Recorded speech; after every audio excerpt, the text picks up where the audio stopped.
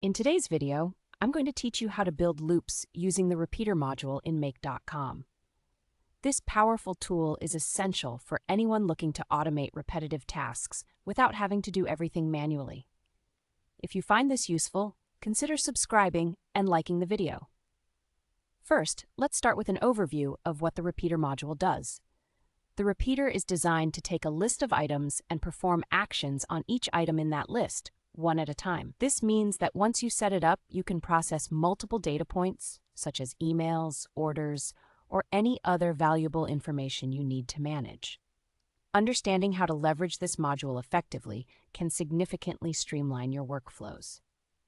To get started, you'll want to log into your make.com account and create a new scenario.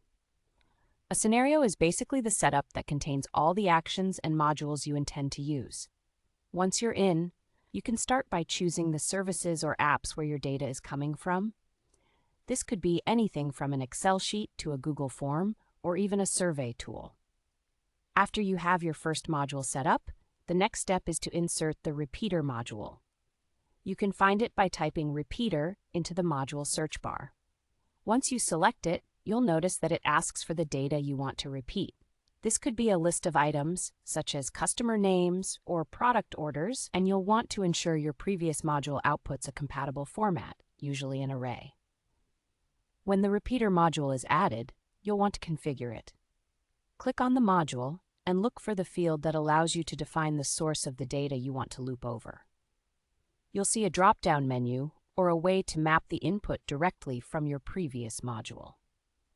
Once you've configured your data source, it's time to set up what actions will occur in each iteration of the loop. You can do this by adding another module after the repeater. This could be an action such as sending an email, updating a database, or even making an API call.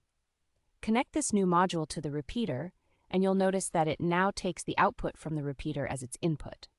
Now, consider what you want each iteration to do. Let's say you want to send a follow-up email to each customer in your list.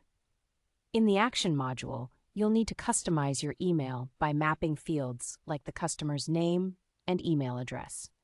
Make sure to personalize it appropriately so it appeals to each individual recipient. Once you have your loop set up and your actions configured, it's very important to test your scenario. You can do this by using the test button available in make.com. This will give you a chance to see if your loop is functioning correctly and if your emails or any actions you're performing are being executed as expected. Take a moment to review the output and make any adjustments as necessary. If everything looks good after testing, the final step is to activate your scenario. This is where the magic happens, and the repeater module starts to run through your list and execute the designated actions. And there you have it. You've successfully learned how to build loops using the repeater module in make.com. By automating repetitive tasks, you can free up your time for more creative and strategic work. I hope this guide was helpful. Don't forget to like, comment on any questions, or subscribe for more insights.